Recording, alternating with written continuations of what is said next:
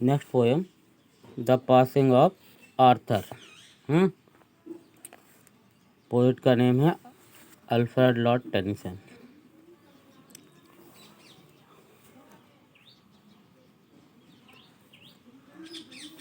एक राजा है आर्थर और उसका एक सरदार है बेडवियर। इन दोनों के मध्य की ये जो वार्ता है, राजा आर्थर को उसके भतीजे के द्वारा युद्ध में पराजित करने के बाद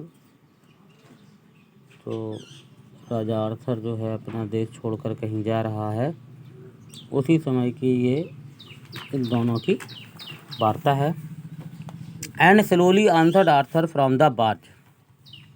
राजा आर्थर ने एक छोटी सी नाव पर से उत्तर दिया या बात की।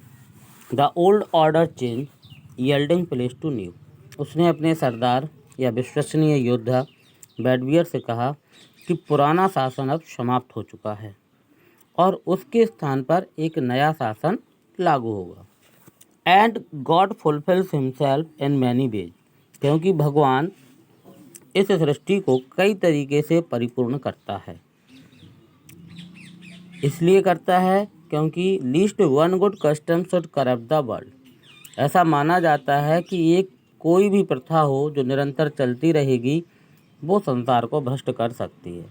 तो संसार को भ्रष्टता से बचाने के लिए एक नियम के बाद दूसरा नियम बदलता रहता है। Comfort I said but comfort is in me. Raja Arthur कहता है अपने योद्धा बेडवियर से कि अब मेरे पास तुम्हें देने के लिए कुछ भी नहीं है। बहुत समय तक मैंने तुम्हें अपने संरक्षण में रखा, लेकिन अब मेरे पास ऐसा कुछ भी नहीं है, अतः आप अपनी व्यवस्था स्वयं कर लें। I have lived my life. मैं अपना जीवन जी चुका हूँ, अर्थात मेरा शासन भी समाप्त हो चुका है और मैं उम्र के एक ऐसे पड़ाव पर पहुँच गया हूँ जहाँ पर ज़्यादा रुकने के लिए मेरे पास समय भी नहीं है। And that which I have done. और जो भी कुछ मैंने तुम्हारे लिए या इस राज्य के लिए किया है, may he within himself make pure.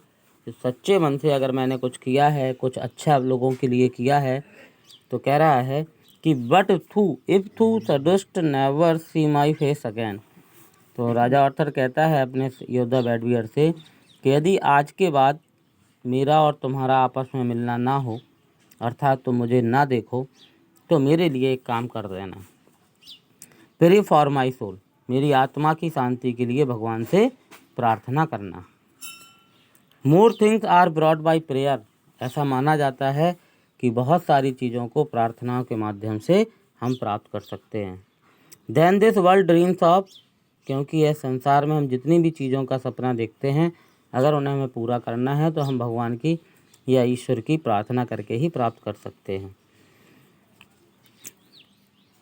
Wherefore let thy voice rise like a fountain for me night and day। जहाँ तक भी हो सके, जितना भी तुम्हें समय मिल सके, जो भी संभव हो, एक फव्वारे की तरह भगवान से मेरे लिए प्रार्थना करना, रात या दिन में कभी भी कर सकते हो।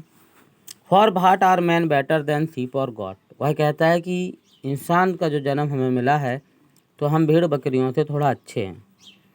क्यों? कह रहा है that nourish a blind life with in the brain. क्योंकि हमें मस्तिष्क दिया गया है और उससे हम अपने खराब समय को भी अच्छे समय में परिवर्तित कर सकते हैं। If knowing God they lift not hands of prayer.